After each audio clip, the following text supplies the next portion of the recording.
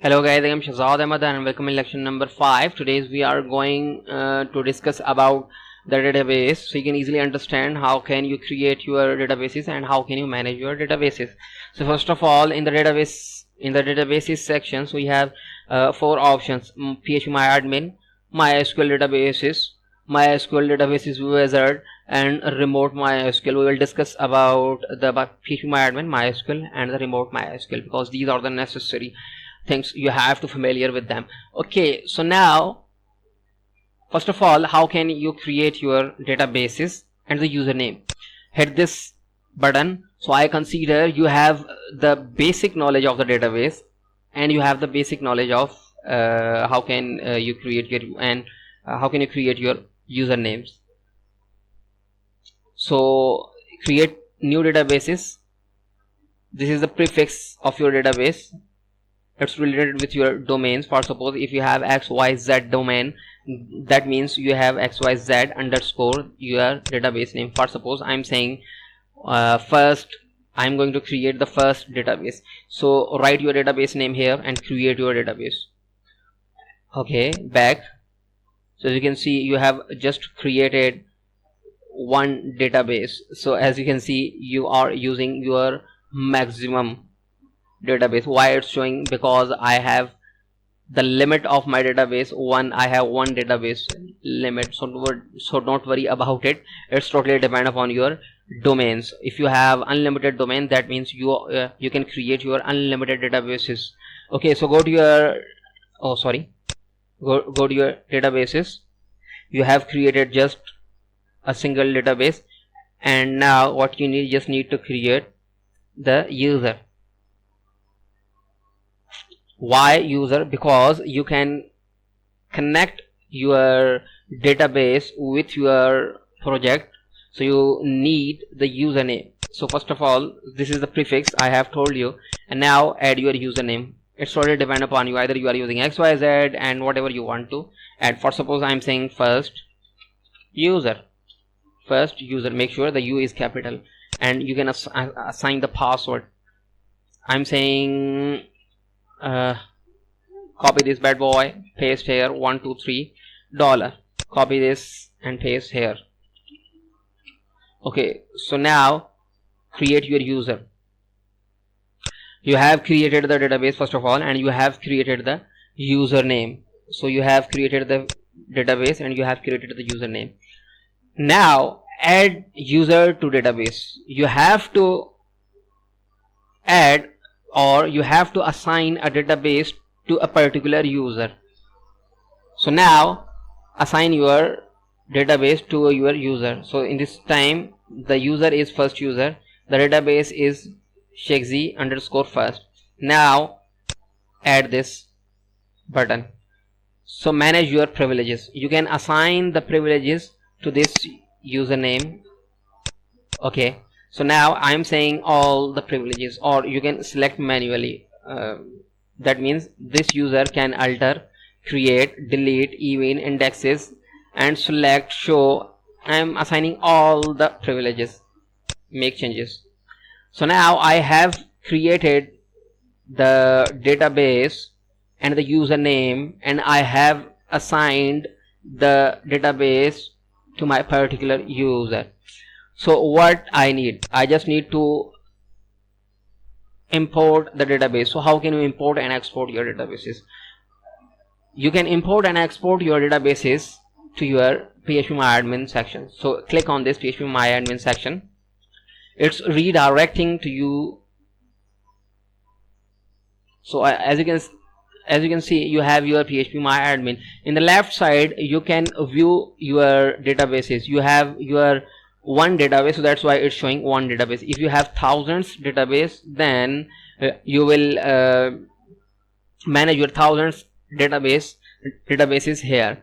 So this is the layout, or this is the admin panel. You can say the admin panel. So this is the PHPMyAdmin sections. If you are working on XAMPP, WAMP, or LAMP, so I know you are familiar with this. If you are not familiar with XAMPP, WAMP, LAMP, any server, then it's new for you. So how can you import? Just select your database first of all. Now as you can see, you have just selected, so your database is now empty. So I'm not teaching you the PHPMyAdmin here. I'm just telling you how can you import. Just click on the import database, choose your database. I'm just choosing the database. Okay, so this is my database. Select your database and now hit the go button.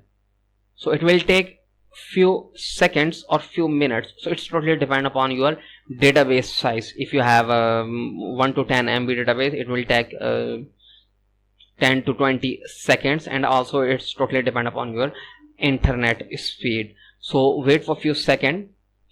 Okay, so now as you can see, I have just imported the data. So as you can see, this is the database name which we have created, and these are the tables which we have imported. So as you can see, import has been successfully finished. 130 queries executed. Okay, so now you have your database. You can manage your database. You can delete your database here. For suppose if I want to delete a particular table, so what I need, I just need to select that table. These are the tables. Make sure you can drop directly from here, or you can select your tables and select your drop here.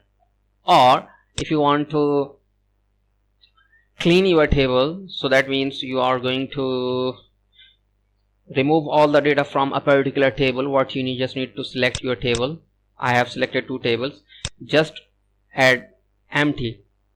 Just select this option, empty. So it will erase all the data from your these tables. Hit the tables. Okay, so now you can create your databases from here. You can manage your databases from here. You have remotely. So how can you access this database remotely? I am connected with my machine. For suppose this is the server. If I want to connect this database, if I want to access this database from a particular tool, for suppose this is the data grid. I'm not teaching you the data grid. I'm just showing you how can you connect your database with your server database which we have just created. What you just need to add the IP address first. So how can you add? Go to your my IP, type my IP in the Google. This is the my IP. Don't worry, it's a dynamic IP. So add your IP here. Okay, now as you can see, we have just added this IP 103 last 103 IP here. So now if I want to add, or if I want to access my server's database here, so how can I do that? I have data grid. So this is the JetBrains tool. You can download your data grid from the jetbrains.com. Okay, plus sign source. This is the MySQL, because I'm going to use the MySQL. Okay, you can also choose the database which you want to access. For so if you are working on the Oracle, H2, and any database, SQL. Okay, so now select your name, first of all, your comment, and your host name, database name, username, and password. Now as you know, we have created the username and password. So go to your databases. This is your username. This is your database. Provide your database first of all, and this is your password. So this is your username, and this is your password, because the password is also the same. Remove the space. Okay, just open this. So this is the password. Password is first user 123 and $. Add your domain. I'm saying shakesy.com. Now you can just test your connection, either it's working or not. Just click on the test connection. It will tell you the status of your domain. Either you just a second. So it's saying just provide the password. So password is the same, password 123 and $sign. Okay, so now it will take a few seconds to connect with your database. So as you can see, it's saying auto synchronize. Okay, database username and password combination is rejected. Why it's rejected? So now go to your username. So this is your user, current user. Change your password. I'm changing my password for suppose first 123 $sign. First 123 $sign. Your password is updated. Now provide your password here. First 123 $sign. Wait for few seconds. Okay, update your driver. I think it's the driver issue.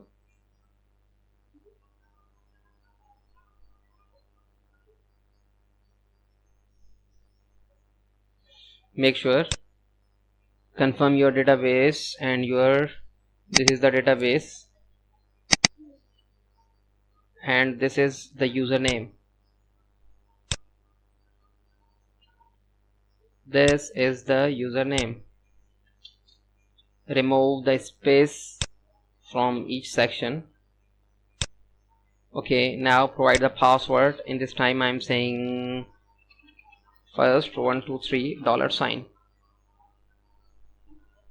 Now paste your connection. In this time it's saying successful. So now apply OK. It's automatically synchronize your data from the, as you can see, you have your database and you have your columns, and this is your database. Shekzi first is your database. This is a collection. So as you can see, you have your 1 2 3 4 5 6 7 8 9 10 11 12 13 14 15 16 17 18 tables. So in the PHPMyAdmin you have 18 tables. Okay, so hit the comment. As you can see, this is your empty table, or go to your terms. So this is WP terms. As you can see, you have your records in the term section. So find your term WP. So this is your term. So you have your record. For suppose if you want to delete your record from the tool which you have selected, in this case I'm using the data grid. Select your rows, delete your rows,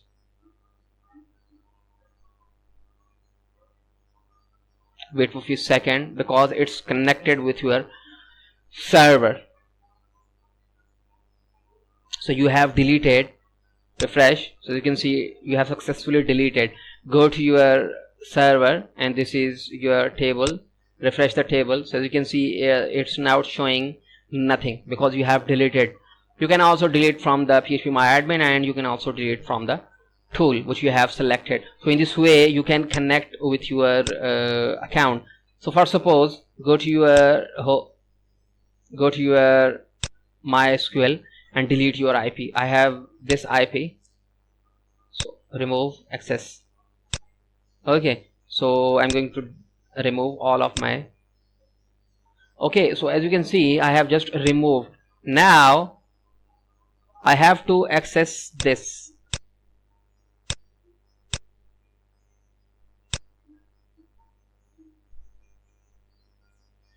So if I want to access the same database, for suppose I'm going to disconnect. Now I want to connect this database again. So how can I connect? For suppose, just a second, I'm going to reconnect. Okay, so I'm saying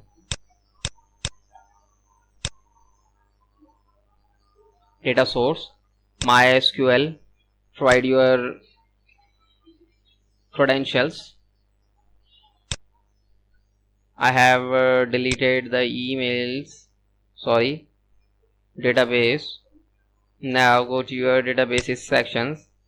What is the username? This is the username. What is the, sorry, this is the database, not username, and this is the database. Remove the spaces and also from the, okay, now use your password. This is first 123 and $sign. In this time I'm saying XSX. This is the name of my account. Okay, so now test connection.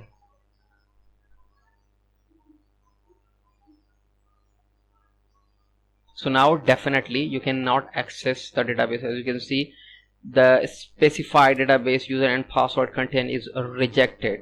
Access denied for the user. Why? Because you have removed the IP address from the remote MySQL. If you want to access the databases, you have to add the IP address. So I think this is enough for today. In the next lecture we are going to cover some other topics. So thank you for watching.